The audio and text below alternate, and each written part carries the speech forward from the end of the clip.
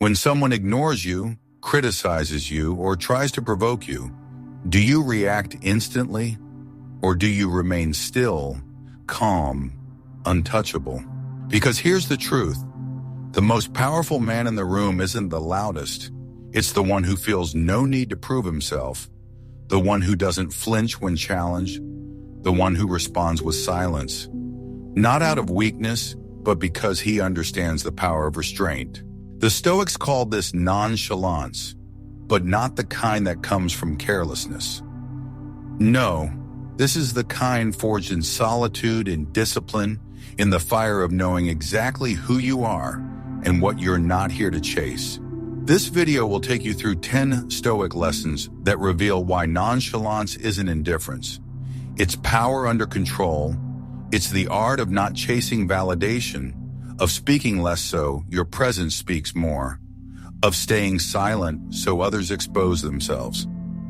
And above all, how to stay calm even when the world misunderstands you. If you've ever felt drained by the need to defend, explain, or prove yourself, this video will show you another way, a stronger way. Stay with me.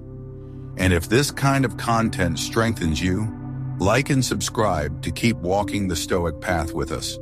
Number 1. Composure, not numbness. Have you ever watched a man sit perfectly still while the world around him trembles and wondered whether he feels anything at all? That picture fools many. True composure is not a deadened nerve.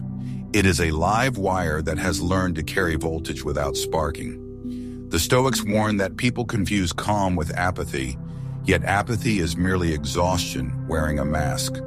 While composure is a deliberate decision renewed with each breath, Marcus Aurelius reminds us that the mind can adapt and convert to its own purposes the obstacle to our acting, proving that calm is active mastery, not passive retreat. Because of that insight, the confident man never amputates emotion. Instead, he trains it the way a sculptor shapes marble.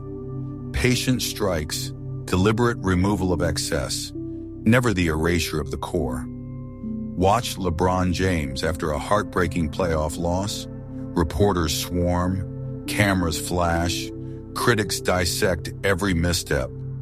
Still, his shoulders stay low, his breathing slow, his answers brief but lucid. He admits the sting. We have to be better, yet never lets the sting dictate his posture. That restraint is not the absence of feeling, it is evidence of disciplined feeling ready to serve, not rule. Seneca modeled the same stance 20 centuries earlier.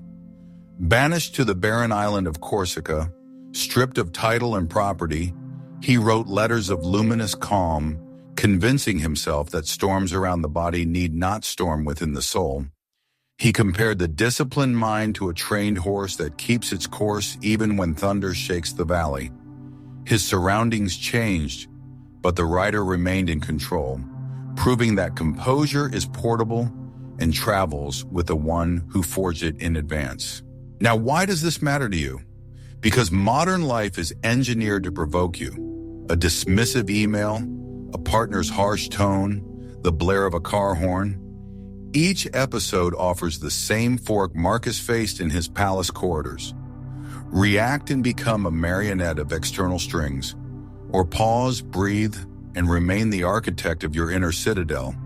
The pause costs energy, yet it also returns energy, because nothing exhausts the spirit faster than flailing against what you cannot direct. Therefore, when the heat rises in your chest, stop, whisper to yourself, I sense an emotion. I am not that emotion. Let the breath settle, then answer from the seat of reason. This single ritual, observing before acting, separates Stoic composure from cold detachment. It proves that serenity is a skill, not a shortage of passion. In a society addicted to spectacle, your calm presence becomes gravity, unseen yet unmistakable, quietly bending every room toward respect, and over time that gravity reshapes how others treat you, and more importantly, how you treat yourself. Because respect, like composure, always begins within. Number 2. The art of hiding emotions. To the untrained eye, hiding your emotions may look like deceit, but to the Stoic, it is mastery. There is a subtle difference between pretending to be calm and choosing not to expose your inner storms to the wrong audience. One is insecurity in disguise. The other is wisdom and restraint. When Epictetus said, "Don't explain your philosophy, embody it," he meant, let your behavior reveal your depth, not your need to be understood. We live in a culture that worships emotional exposure, cry on camera, rant in the comments, bleed in public to prove you're real. But the wise man knows not everyone deserves a front row seat to your inner world. And more importantly, when your emotions become too visible, you hand over your power, you become readable, predictable, controllable. Take the example of Keanu Reeves. The man has endured public tragedy, losses that would shatter most, but he rarely shows emotional turmoil in interviews. His demeanor is quiet, controlled, grounded. He does not explain his grief nor perform it, and that silence gives him strength. It allows him to move through the world on his terms, not dictated by how others expect him to feel. In that stillness, you sense a man who has felt deeply, but refuses to let those feelings distort his actions. And that's the difference. The point is not to suppress emotion, that's dangerous, it creates fractures, but rather to direct emotion inward, like heat fueling an engine, to use it for reflection, not reaction. Seneca taught that the wise person doesn't show their pain too easily, not because they are cold, but because they value sovereignty. He wrote, "You must dwell in yourself." There is a huge difference between hiding and burying. One protects the flame, the other extinguishes it. So the next time someone tries to pull a reaction out of you, don't hand it to them. Let them wonder what you're thinking. Let them talk louder, grow more erratic. While you remain unshaken, your stillness becomes their mirror. It forces them to look at themselves. That's not manipulation, that's clarity. And clarity to the Stoic is the beginning of all power. Because when you learn to feel deeply and speak rarely, when you learn to own your pain without parading it, you become impenetrable. In that silence, people sense a depth they can't access. And in a world that overshares, that mystery becomes magnetic. You stop needing validation, you start emanating presence, not because you say more, but because you choose when to say nothing. Number 3. The power of non-reaction. There is a moment so small it's nearly invisible between stimulus and response. Most people never notice it. They're too busy reacting. A glance, a comment, a perceived insult, and instantly they're triggered. But the truly confident man sees that invisible space for what it is. Power, the power to choose a response rather than become one. The Stoics believe that our greatest freedom lies in how we respond to the world. As Epictetus said, it's not what happens to you, but how you react to it that matters. This idea may sound simple, but its practice, that's where the discipline lies, because reacting is easy. It's emotional reflex. Responding with intention, that's rare. That's strength. Let's look at someone who embodies this. Barack Obama. Throughout his presidency, he was constantly provoked. Interruptions, misquotes, personal attacks. Yet his demeanor almost never changed. Calm, measured, unrushed. Whether you agree with his politics or not, his ability to stay composed under pressure made him magnetic. He understood something most people don't. Reacting emotionally gives your opponent the steering wheel. It shows they've entered your head, but non-reaction, that shows you're the one driving. Now, this doesn't mean you become passive or emotionless. That's not Stoicism, it's avoidance. Non-reaction is not inaction, it is deliberate action delayed. It means you pause, reflect, and respond from a place of principle, not impulse. You don't get dragged into drama, you don't let others set the tempo of your soul. You choose stillness, not because you're scared, but because you know timing is everything. Marcus Aurelius practiced this daily. In his meditations, he wrote, "You have power over your mind, not outside events, realize this, and you will find strength." He trained himself not to rush into anger, not to chase arguments, not to take the bait. He let silence do the heavy lifting, and that silence became presence. His stillness became strength. And what about you? When someone disrespects you, can you pause? Can you choose dignity over drama? Because here's the truth, your reaction reveals your training. If every insult gets a rise out of you, you're still a puppet to circumstance. But when you don't flinch, when you look through the chaos with calm eyes, you shift the balance of power. You stop dancing to their rhythm, you make them dance to yours. So train that pause, stretch it, inhale, ask, is this worth my peace? Most of the time, it's not.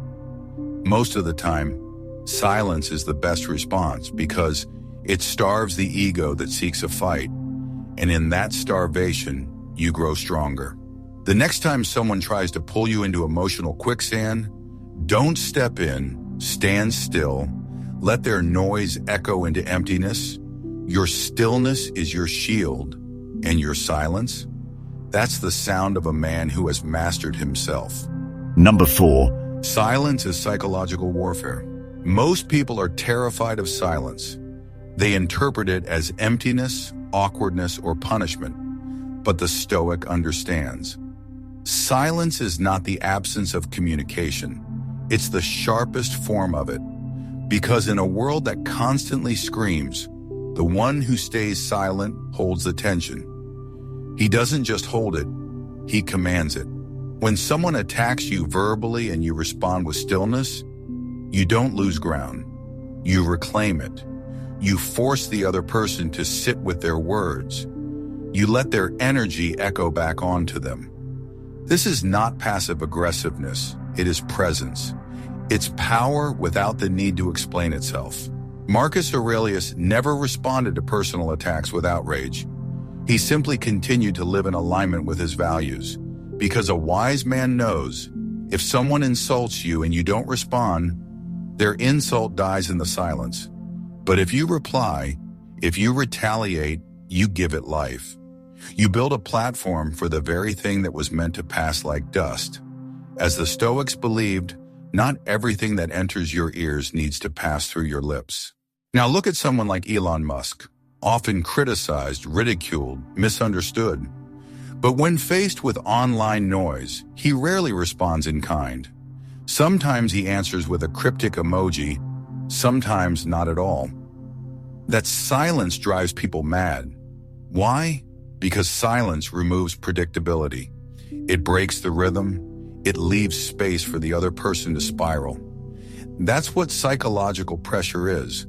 Not volume, but the discomfort of not knowing what someone is thinking. The Stoic doesn't wield silence to be cruel. He wields it to stay free. When you speak, you reveal your thoughts. But when you choose silence, especially in moments of provocation, you remain unreadable. That unreadability protects your mental sovereignty. It becomes armor. Seneca said, "Sometimes even to be silent is an act of greatness. Not because it's easy, but because it requires you to resist the urge to prove. And in that resistance, you become something rare. A man who does not flinch, who does not chase validation, who does not answer every call to battle with sound. Instead, you remain grounded, calm, focused. So the next time someone tries to bait you into conflict, try this. Say nothing. Let your calm be your confrontation. Let their assumptions fall flat against your stillness. Watch how quickly silence unsettles the loud. Watch how uncertainty breaks their rhythm. Your lack of response becomes a mirror, and what they see, they often can't handle. Because in the end, the loudest one in the room is rarely the most powerful. The one who listens, pauses, and speaks only when necessary. That's the man who cannot be played. That's the man who wins, not by overpowering, but by outlasting. Number 5. The value of rarity. In a world where everyone overshares, overtalks, and overextends themselves, the rarest currency is restraint. What is rare becomes valuable, and the man who knows how to hold back, his words, his time, his presence, becomes magnetic. Not because he's hiding, but because he's choosing, and choice is power. The Stoics understood this deeply. They didn't flood the world with their thoughts. They waited, they watched, and when they spoke, it meant something. Marcus Aurelius, despite being the most powerful man of his time, kept a journal not for the world, but for himself. His meditations were private reminders, never intended for public glory. That rarity of exposure is why his words hit so hard. They weren't meant to impress, but to guide. And in that, they became immortal. Today, we confuse visibility with value, but attention is not the same as respect. The man who is always available, always talking, always posting, dilutes himself. His presence becomes background noise. But the man who appears when it matters, who speaks only when there's weight behind his words, holds gravity. People lean in because his silence has trained them to listen. Think of Frank Ocean, an artist who releases music on his own terms, disappears from the spotlight, and rarely explains himself. Yet when he returns, even with a whisper, the world stops and listens. Why? Because he's rare, and people value what they can't easily access. This isn't about being mysterious for the sake of ego. It's about recognizing that what is sacred must be protected. Your energy, your time, your opinion. They're not meant to be thrown into every conversation, as Seneca wrote. It is not that we have a short time to live, but that we waste much of it. So don't waste yourself trying to be everywhere. Say everything, prove anything. Instead, be deliberate, speak less, but say more. Show up less, but matter more. Withhold your reaction until it carries clarity. Hold your opinion until it adds value. That discipline builds reputation, because people may not always remember what you said, but they will remember how intentional you were when you said it. So if you want to build presence, don't flood the room. Withdraw just enough to be noticed. Choose quality over quantity in everything. Words, actions, even relationships. And in that restraint, you'll find a strange power rising inside you. The power of being enough, even in your absence. Because ultimately, the man who doesn't crave attention ends up commanding it. Not by noise, but by the quiet force of his rarity. Number 6, rush versus deliberate action. In a world that rewards speed, slowness has become a form of rebellion, but not the slowness of laziness, the slowness of deliberation. The Stoics understood that hasty action often masks fear. It's the desperate need to fix something quickly, to avoid stillness, to be seen doing something. Even if it's the wrong thing, true strength, they taught, lies in being able to pause, observe, and move only when the path is clear. Marcus Aurelius warned, no random actions, none not based on underlying principles. This wasn't just philosophy, it was tactical.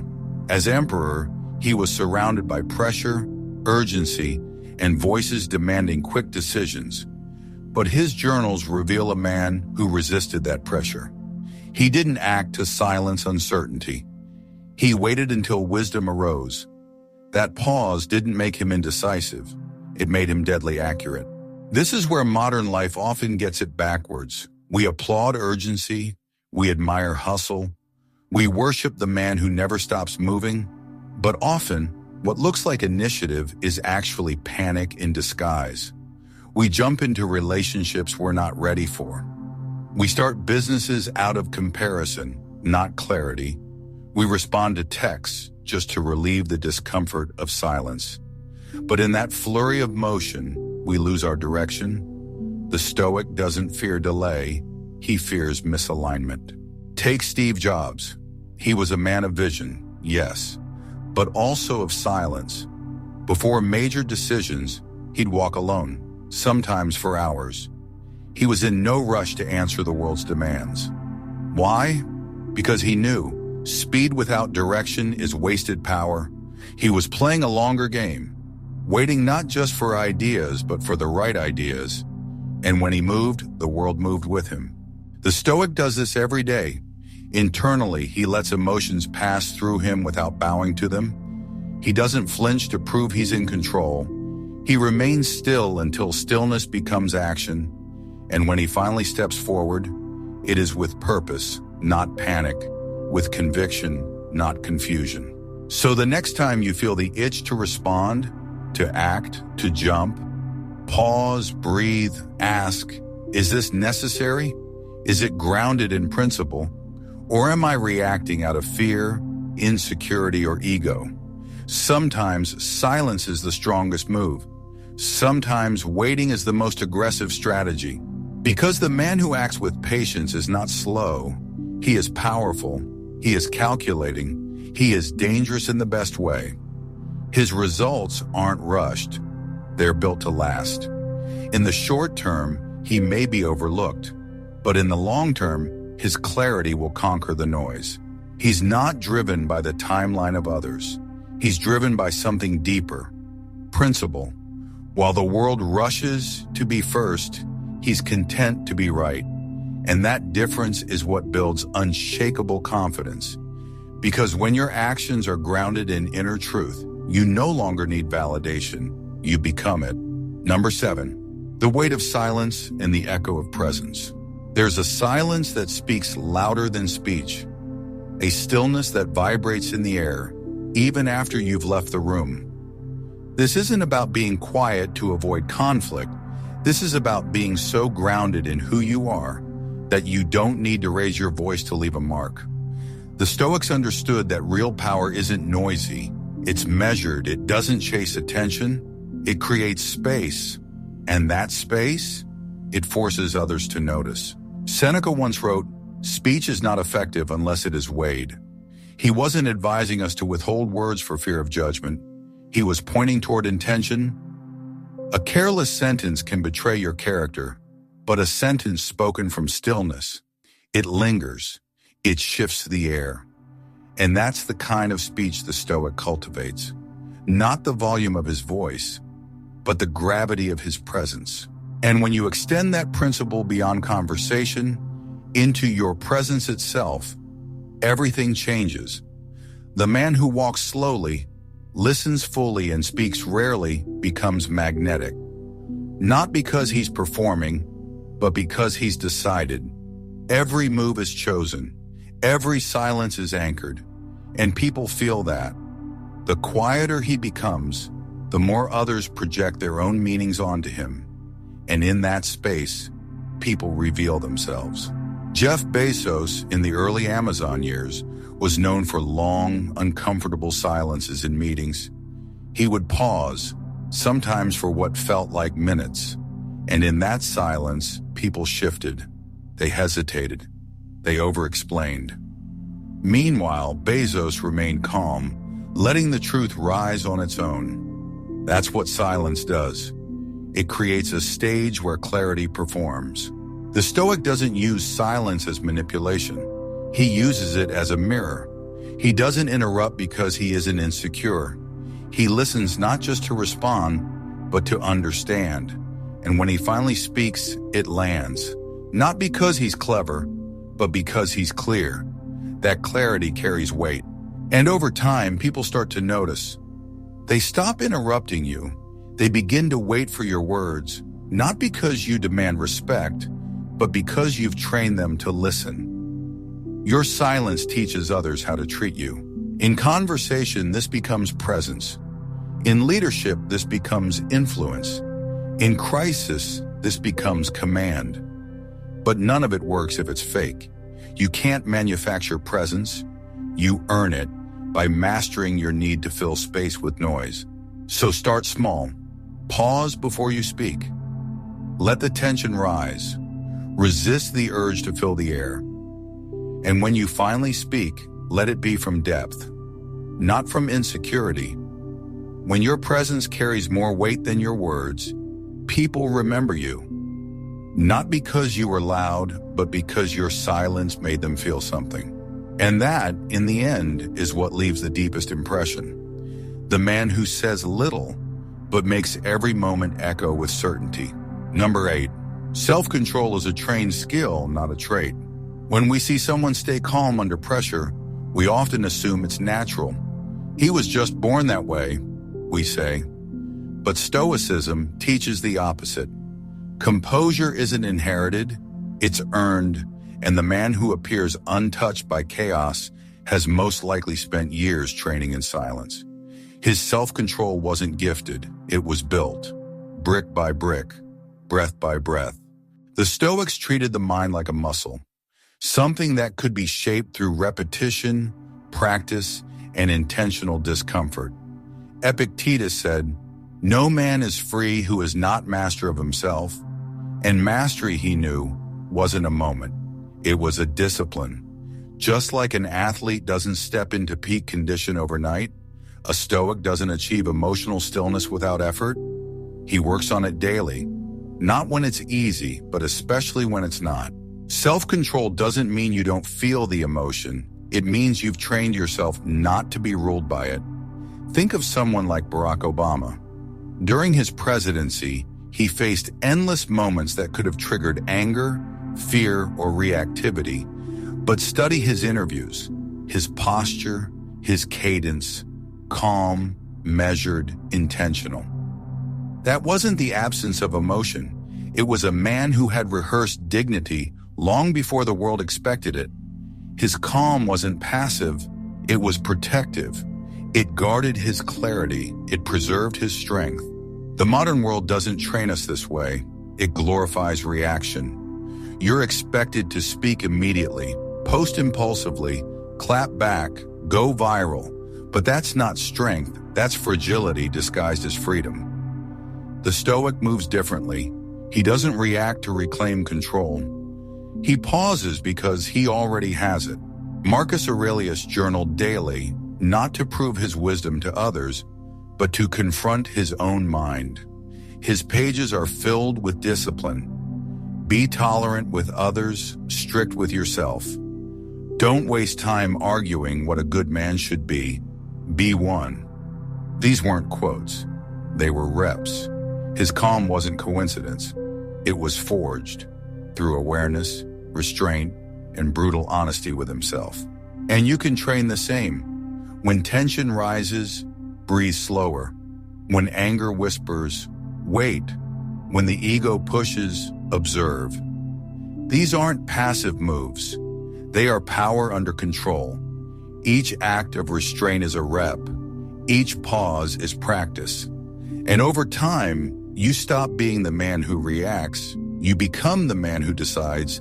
Because in the end, the most powerful man in the room isn't the one who dominates. It's the one who doesn't need to. He doesn't shout. He doesn't prove. He doesn't chase control. He embodies it.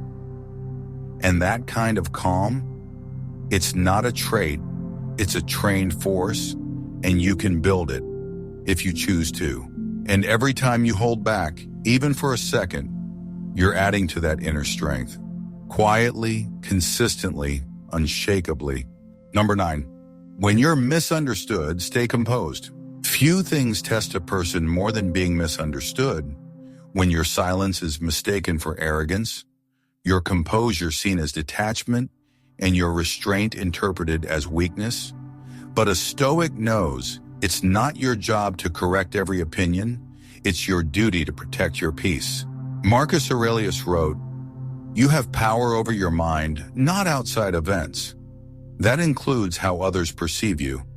You could speak with care, act with kindness, live with integrity, and still someone will distort it.